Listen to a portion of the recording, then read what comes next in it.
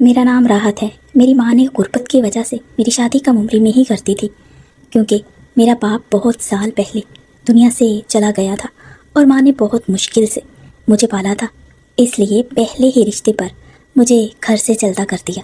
شادی کے بعد مجھے پتہ چلا کہ میرا شوہر میری ساس کا سگا بیٹا نہیں ہے۔ میری ساس نے اس کو اپنی بہن سے لے کر پالا تھا۔ پھر میری ساس کا بھی ایک بیٹا پیدا ہوا اور میرے سسر کی وفات ہو گئی، تو بچپن ہی سے گھر کا سارا خرچ میرا شوہر ہی چلا رہا تھا۔ میرے شوہر کی آمدن اگرچہ زیادہ نہیں تھی، لیکن پھر بھی وہ میرا بہت خیال رکھتا تھا، جبکہ میرا دیور انتہا درجے کا آوارہ اور لوفر لڑکا تھا، لیکن پھر بھی اپنی ماں کی آنکھ کا تارا تھا، کیونکہ اس کا اپنا خون جو تھا۔ میرا شوہر میری ساس کی نظر میں بس کمانے والی مشین تھا۔ پھر ایک دن میرا شوہر گھر سے کمانے گیا اور شام کو اس کی لاش کھرا گئی۔ سڑک سے گزرتے کسی گاڑی سے ٹکرا گیا تھا۔ میری دنیا ہی اجڑ گئی تھی۔ مجھے یوں لگا میرے سر کا آسمان چھن گیا ہے۔ کچھ دنوں بعد جب دماغ کچھ سوچنے سمجھنے کے قابل ہوا تو ساس نے ایک دن کمرے میں بلایا اور کہا کہ تمہارا شوہر تو اب چلا گیا ہے، تمہارا کیا ارادہ ہے؟ میں نے کہا کہ کیا مطلب امی جی؟ کہنے لگیں کہ پہلے تمہارا خرچ تمہارا شوہر اٹھاتا تھا، اب تم خود کماؤ گی اور مجھے بھی کھلاؤ گی۔ میں نے حیرانی سے پوچھا کہ میں کیسے کماؤں گی؟ تو میری ساس نے جواب دیا کہ تمہارے کام کا بندوبست میں کر دوں گی، بس گھر میں بیٹھ کر ہی کمانا ہے۔ سمجھو میں نے سوچا کہ اب کوئی ٹھکانہ بھی نہیں ہے جہاں پناہ ملے، تو بہتر ہے کچھ نہ کچھ کام دھندا کر لوں، اسی بہانے رہنے کو چھت تو میسر آئے گی نا۔ میری ساس میری سعادت مندی سے بہت خوش ہوئی۔ اگلے دن شام کے وقت میں نہا کر باتھ روم سے باہر نکلی تو گھر کے صحن میں 2 مرد بیٹھے تھے، شکل سے جرائم پیشہ اور کپڑوں سے کھاتے پیتے گھر کے لگتے تھے۔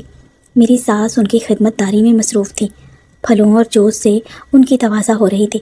میں سوچ میں پڑ گئی کہ یہ کون اتنے اہم لوگ ہیں۔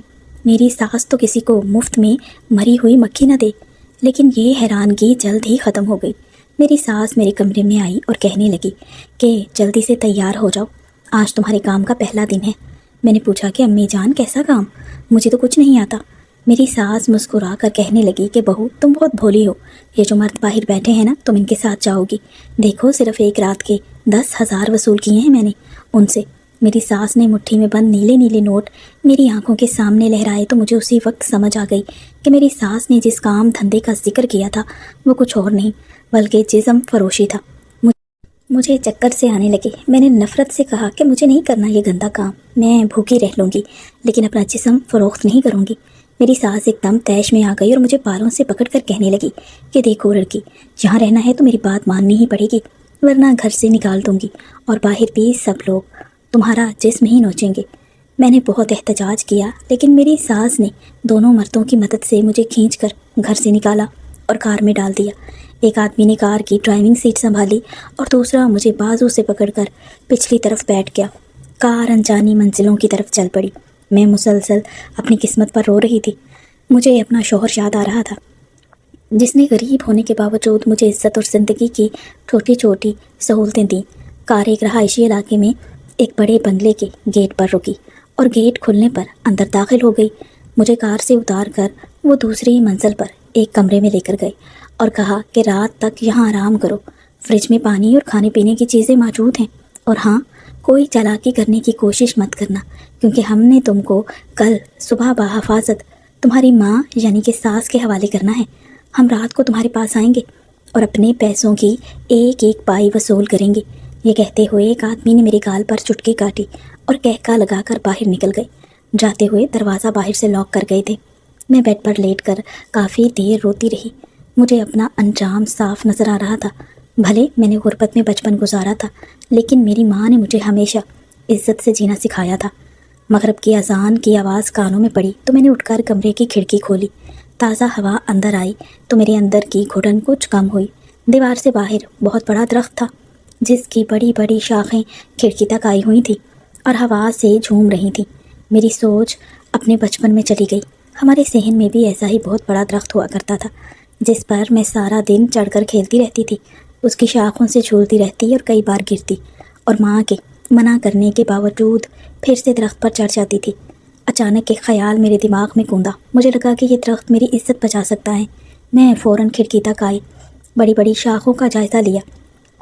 یہ آسانی سے میرا وزن برداشت کر سکتی تھی۔ میں نے ایک مضبوط شاخ کو پکڑا اور اس کے سہارے نیچے لٹک گئی۔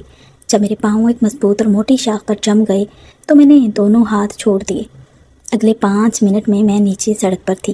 میں نے آس پاس دیکھا اور ایک طرف کو دوڑ لگا دی۔ تھوڑی ہی آگے مجھے ٹرین کی پٹڑی نظر آ گئی۔ میں سیدھی چلتی ہوئی پٹڑی پر پہنچ گئی اور ایک انجانی سمت کی طرف چل پڑی۔ اچانک مجھے اپنے پیچھے سے آتی ٹرین کی آواز سنائی دی۔ ٹرین ڈرائیور بار بار ہارن دے رہا تھا۔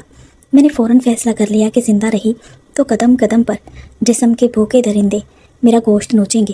بار بار مرنے سے بہتر ہے کہ ایک ہی بار مر جاؤں۔ میں چپ چاپ سر جھکا کر چلتی رہی۔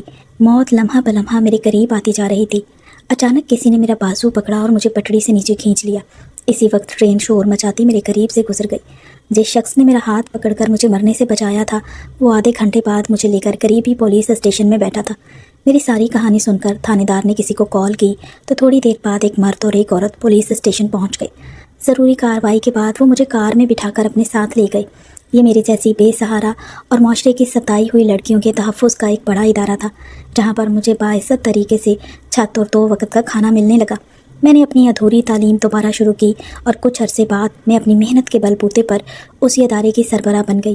آج میں اپنی جیسی بے سہارا عورتوں کو سہارا دیتی ہوں اور ان کی ہمت بنتی ہوں، اور آپ لوگوں سے گزارش کرتی ہوں کہ حالات کیسے بھی مشکل ہوں ہمیشہ ان کا مقابلہ کرو، کیونکہ اسی میں انسان کی بہتری ہوتی ہے۔ اور جس شخص نے مجھے ٹرین کے نیچے آنے سے بچایا تھا آج میں اسی کی بیوی ہوں۔ تو کیسی لگی آپ کو آج کی ہماری یہ کہانی؟ اگر اچھی لگی ہے تو ویڈیو کو لائک اور چینل کو سبسکرائب لازمی کر لیجیے گا۔ شکریہ۔